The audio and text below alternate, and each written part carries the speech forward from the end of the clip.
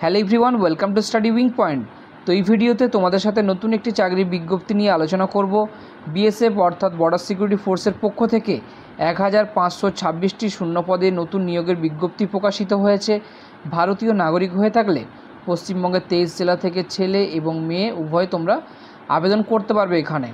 তো তোমাদের এখানে কিন্তু বলে দেওয়া আছে ASI, assistant sub inspector, steno পোস্টে নিয়োগ করানো হচ্ছে এবং তোমাদের হেড কনস্টেবল পোস্টে কিন্তু নিয়োগ করানো হবে। ঠিক আছে, তো এখানে তোমাদের আবেদন করতে গেলে যোগ্যতা কী লাগবে, বয়সসীমা কী চেয়েছে এবং তোমাদের বেতন কাঠামো কী থাকবে, প্রত্যেকটি কিন্তু আলোচনা করব সম্পূর্ণ ভিডিওতে। তো সম্পূর্ণ ভিডিওটি দেখতে থাকো স্কিপ না করে, তাহলে সমস্ত তথ্য কিন্তু এখানে পেয়ে যাবে তোমরা। এবং ডেসক্রিপশন বক্সে টেলিগ্রামের লিঙ্ক দেওয়া থাকবে, সেখান থেকে বিজ্ঞপ্তিটি ডাউনলোড করে আগে পড়বে, বুঝবে, তারপরে কিন্তু আবেদন করবে। তো এইরকম নিত্য নতুন চাকরি সংক্রান্ত আপডেট পাওয়ার জন্য আমাদের চ্যানেলটি সাবস্ক্রাইব করে পাশে থাকা বেল আইকনটি ক্লিক করে রাখো, যাতে যে কোনো লেটেস্ট আপডেট খুব সহজেই তোমাদের কাছে পৌঁছে যায়।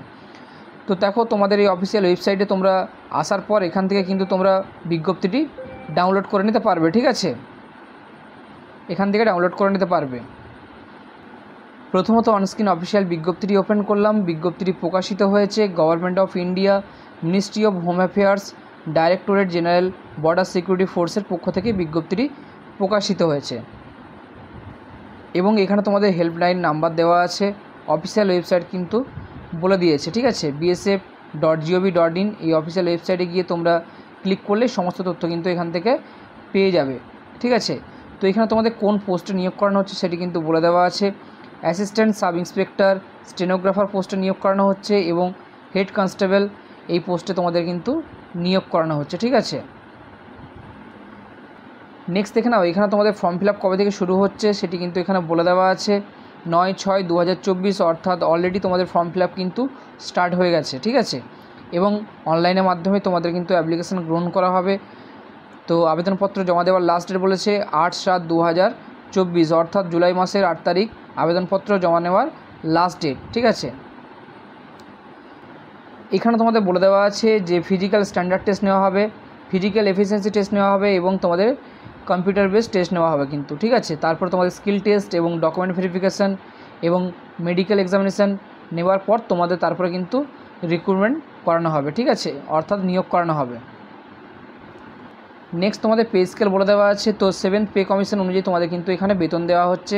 তো প্রথমে যেই পোস্টটি বলেছিলাম অ্যাসিস্ট্যান্ট সাব ইন্সপেক্টর, এই পোস্টের ক্ষেত্রে তোমাদের পে লেভেল 5 অনুযায়ী বেতন দেওয়া হবে। সেক্ষেত্রে 29,200 টাকা থেকে 92,300 টাকার মধ্যে তোমাদের বেতন থাকছে এখানে।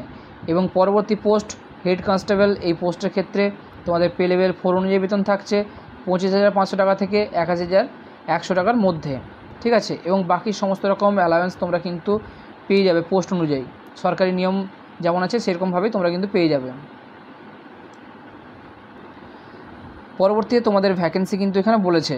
তো তোমাদের কোন কোন ফোর্সে নিয়োগ করানো হচ্ছে সেটি কিন্তু এখানে দেওয়া আছে। BSF, CRPF, ITBP, CISF, SSB. ঠিক আছে, তো মেল ফিমেল তোমাদের দেখো বিএসএফের ক্ষেত্রে বলে দেওয়া আছে। তো এখানে টোটাল তোমাদের বলেছে 17টি। ঠিক আছে, পরবর্তীতে বলেছে সিআরপিএফ, এখানে মেল ফিমেল বলে দিয়েছে 21টি এবং আইটিবিপি এখানে মেল ফিমেল বলে দিয়েছে টোটাল 56টি।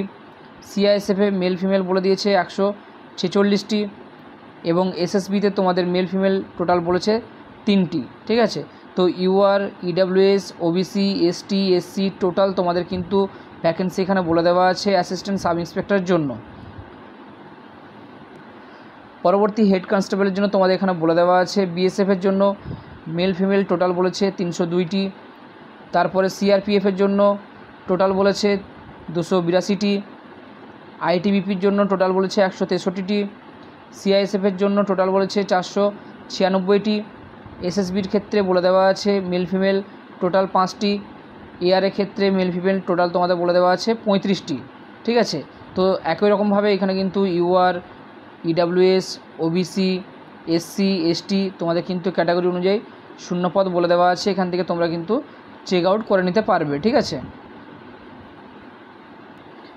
নেক্সট তোমাদের শিক্ষাগত যোগ্যতা এখানে বলে দেওয়া আছে। তো শিক্ষাগত যোগ্যতা তোমাদের চেক করা হবে 1/8/2024 অনুযায়ী। ঠিক আছে, তো উচ্চ মাধ্যমিক পাস অর্থাৎ 10+2 এক্সামে যদি তোমরা কোয়ালিফাই অর্থাৎ পাস হয়ে থাকো সেক্ষেত্রে তোমরা কিন্তু এখানে আবেদন করতে পারবে। এবং তোমাদের স্টেনোগ্রাফারের ক্ষেত্রে আলাদাভাবে বলা আছে, স্টেনোগ্রাফারের জন্য স্কিল টেস্ট নেওয়া হবে, ঠিক আছে। এবং বাকি তোমাদের হাওলদার পোস্টের ক্ষেত্রেও তোমাদের পিএসটি এবং পিইটি এবং স্কিল টেস্ট নেওয়া হচ্ছে। নেক্সট দেখো এখানে বলে দিয়েছে কীভাবে তোমরা আবেদন করবে। তো সেক্ষেত্রে অফিসিয়াল ওয়েবসাইট অলরেডি তোমাদের জানিয়ে দিয়েছি বিএসএফের। তো এই অফিসিয়াল ওয়েবসাইটে গিয়ে তোমাদের অনলাইনের মাধ্যমে আবেদন করতে হবে, আর অন্য কোনো মোডে কিন্তু আবেদন করা যাবে না এখানে। পরবর্তীতে তোমাদের অ্যাপ্লিকেশান ফিস বলেছে এখানে যে তোমাদের অ্যাপ্লিকেশান ফিস লাগছে 100 টাকা, ঠিক আছে।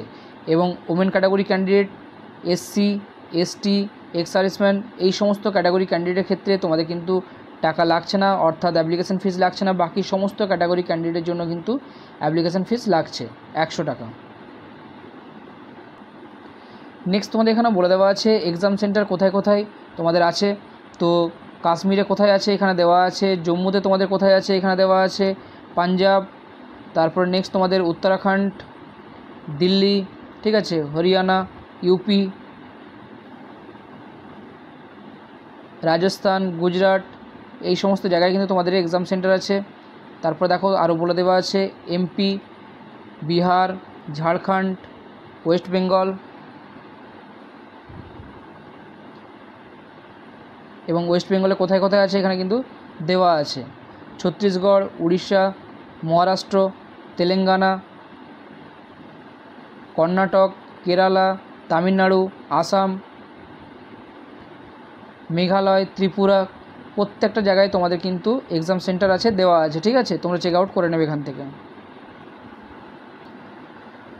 পরবর্তী তোমাদের এজ লিমিট এখানে বলে দেওয়া আছে যে তোমাদের 18 থেকে 25-এর মধ্যে তোমাদের কিন্তু বয়সসীমা এখানে চেয়েছে, এবং 1/8/2024 থেকে তোমাদের কিন্তু বয়সটি হিসেব করা হবে। এবং এসটি এসসিরা 5 বছরের বয়সের ছাড় পেয়ে যাবে, ওবিসিরা 3 বছরের বয়সের ছাড় পেয়ে যাবে, এক্স সার্ভিসম্যানরা কিন্তু 3 বছরের বয়সের ছাড় পেয়ে যাচ্ছে এখান থেকে বলে দেওয়া আছে। সেন্ট্রাল গভর্নমেন্ট যারা সার্ভেন্ট তাদের ক্ষেত্রেও বলে দেওয়া আছে আপ টু 45, ঠিক আছে। প্রত্যেকটি এখান থেকে তোমরা চেক আউট করে নেবে। পরবর্তী এখানে তোমাদের স্কিম অফ এক্সামিনেশন বলে দেওয়া আছে।